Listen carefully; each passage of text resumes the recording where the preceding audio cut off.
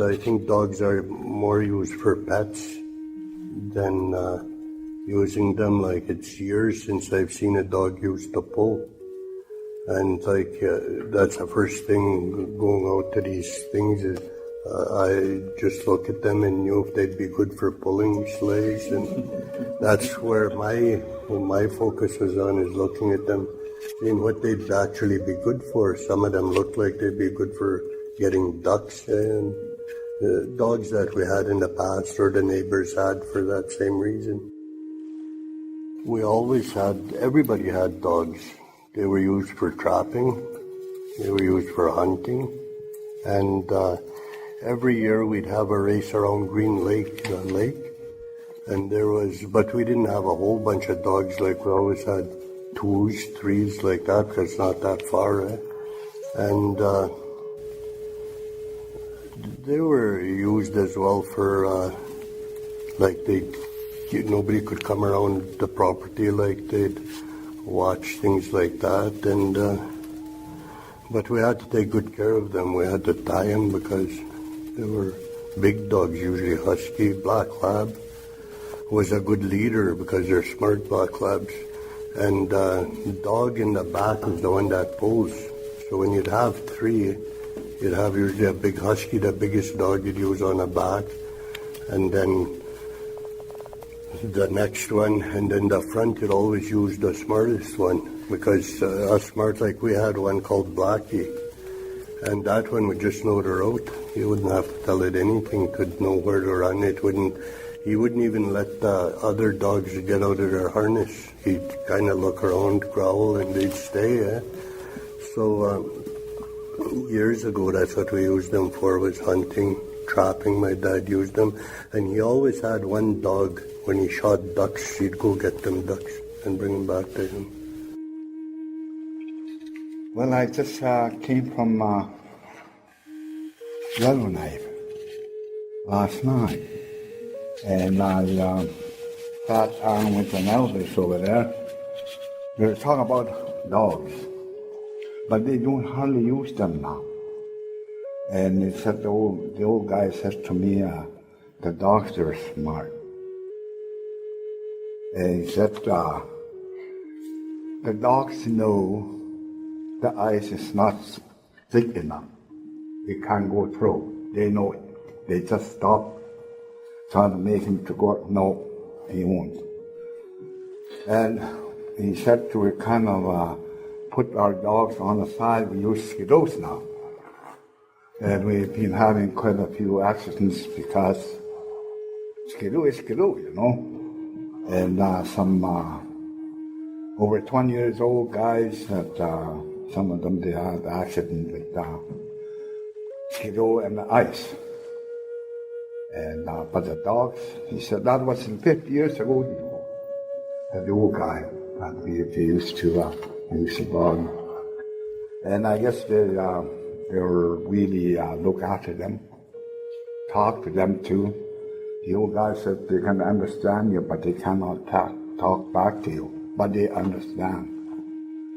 He said dogs are very smart. They're smarter than us, he said. When I was younger, I used to always see people use their dogs as working dogs. Like my Musum used to use his dog to gather up the cattle. And I always was so fascinated in how he used to just whistle to the dog, and the dog would just run around all over the pasture and bring the dog or the cattle to the barn and to get fed and stuff like that. And nowadays you just don't see that at all. Well, we used to live in the old village. They used to call it Dogtown. And I don't know how many houses. I was such a young boy. But I know there was at least about 50 houses, log houses, people that were living in there. Everybody had a dog. They said, old ladies, they said the dog is here, that's your protection. The dog is like The way that old man said, they're really, really smart. And the old lady used to say that it's nice to have a dog. Each every one of us in this community, he said, to have a dog. It's nice. My grandfather and my grandmother, they used to tell us that you're supposed to, each every one of us, we're supposed to really take care of a dog. Talk to the dog. He'll understand. But he won't answer you back. But he'll understand. Every word what you say, that dog is going to listen to you.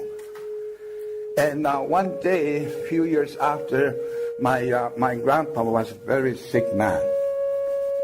Very sick man. He thought he was going to, God is going to call him because he was too sick.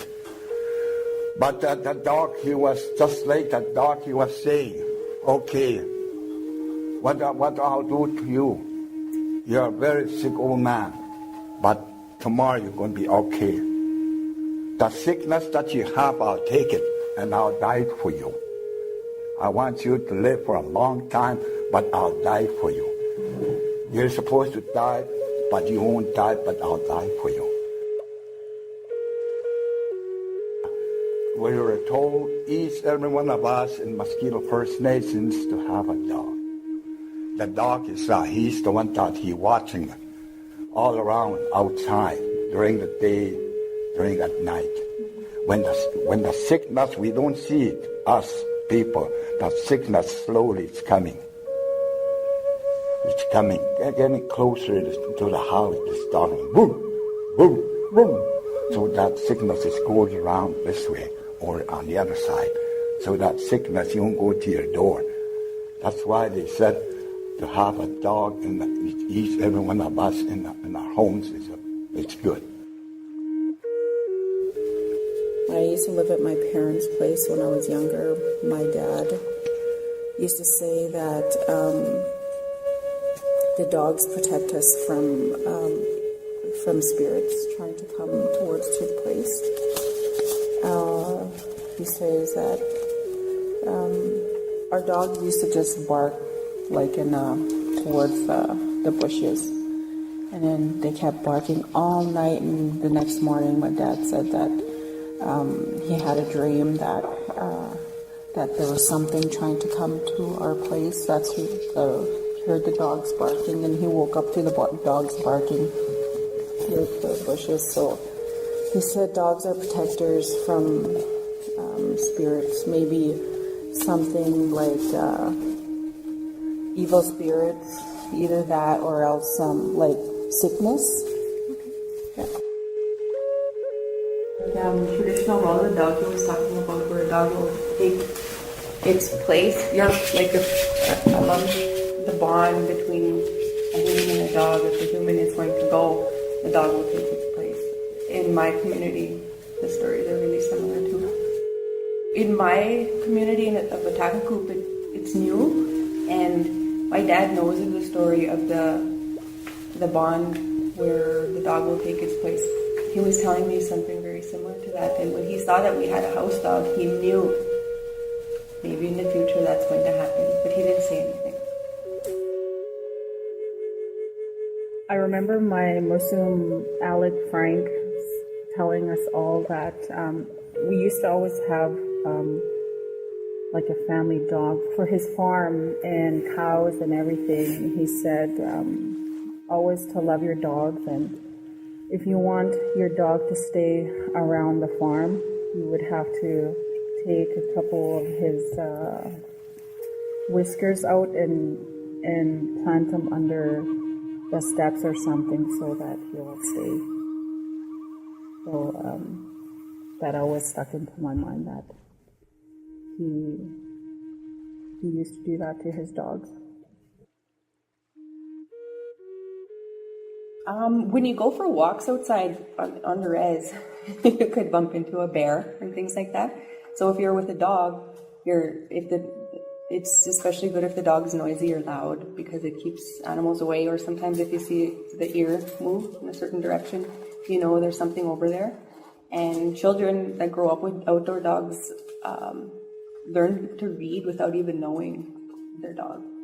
With just different things that it does, the eyes, if the both ears are down, or just different things like that. So they're really handy for going for walks, and some can be trained for hunting, and different things like that. Like that picture I showed you guys with that elder, Alex Kennedy, that's who I always go see. For everything, he has ceremonies, sorts, and gatherings at his house. Like dogs, animals, anything I want to hear, I just go ask him. And then everything I hear from him, I ask all the other elders around different races and that, and they tell me something different, but they always refer to like what he's speaking of, like how the dog beat the horse in a race, who's going to be the guardians of the humans, who's going to stay more closer, who's going to be opened up more, who's going to protect them. Because you see horses, when you first see a newborn horse, it's wild. You have to tame it yourself before even riding it or even getting close to it without it kicking you or biting you or running away from you. But a dog, first instance, when he smells you, he knows if you're good, bad, or if you don't want him around, because he runs, he either stays, licks your hand, or follows you. So there's two different bonds between all sorts of animals and how they react to you. I think we just gotta give them a chance.